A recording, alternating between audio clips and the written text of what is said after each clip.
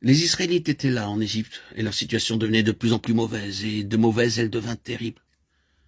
Toute la situation était aussi désespérée qu'elle pouvait l'être, et fut rendue impossible. Pharaon décida de tuer tous les enfants mâles qui naquirent à ce moment-là. Point n'est besoin de vous rappeler tout le reste de cette histoire. En ce temps-là, est-il dit, naquit Moïse, acte 7-20.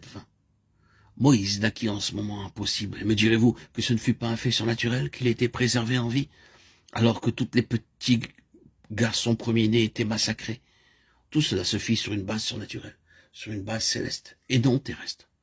Nous n'avons qu'à jeter un regard sur le récit de la délivrance du peuple d'Israël de l'Égypte, ce que nous appelons l'Exode, pour voir, oui, quelle situation difficile existait.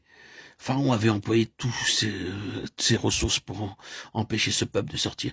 Il n'y avait rien qui n'ait fait pour rendre impossible l'Exode. Mais Dieu intervint alors que la situation était des plus sombres, et il fit sortir le peuple par une forte main, comme il l'avait dit bien des années auparavant. L'Exode se fit sur une base surnaturelle. Il en est de même pour l'histoire des 40 années dans le désert. Si nous ne croyons pas que ce fut surnaturel, alors allons, essayons de vivre dans un désert durant 40 années. Comment une nation a-t-elle pu sur terre vivre ici pendant 40 années? La réponse était, ils ne l'ont pas pu sur terre. Ils l'ont pu par la puissance du ciel. De toute manière, c'était une vie céleste, elle n'était pas naturelle. C'était Dieu. Il avait mis cette nation sur une base surnaturelle. Nous arrivons à la fin de ce temps-là et trouvons Josué.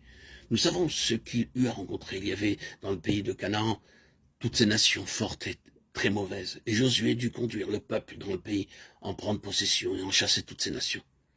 Pensons-nous que cela ait pu être accompli naturellement? Non.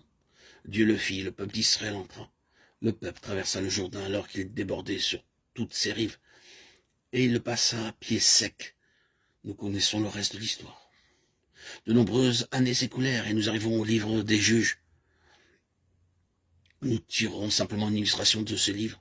Israël était maintenant environné par d'autres nations très fortes et le moment arriva où les Madianites, qui étaient aussi nombreux que les sauterelles, Juges 7-12, se rassemblèrent autour d'Israël.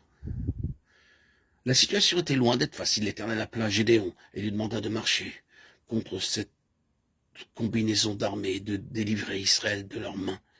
Gédéon dit, il faudrait pour cela une grande armée. Il adressa donc un appel à tout Israël et rassembla une très grande armée, qui en tout cas a été appelée une grande armée à ce moment-là. Il avait 22 000 hommes. Mais l'Éternel dit à Gédéon, tu as une armée trop grande. Il est tout à fait vrai que tes ennemis sont beaucoup plus nombreux que ton armée, mais ton armée est trop grande. Gédéon mit alors à l'épreuve ses hommes, et une grande multitude se retourna dans ses foyers et le laissa avec une armée beaucoup plus petite. Et l'Éternel dit, ils sont encore trop nombreux. Certainement, il élève Gédéon sur une base céleste. Lorsque Dieu eut terminé cette préparation de Gédéon, il ne lui restait plus que 300 hommes. Et il dit, je vous donnerai la victoire par ces 300 hommes. Juge 7-7. Et Dieu le fit. Remarquons comment Dieu amena Gédéon sur une base céleste, surnaturelle. Ce fut une expérience très éprouvante pour Gédéon. Me direz-vous que Gédéon n'apprit pas à vivre par la foi? La foi et les choses célestes vont ensemble.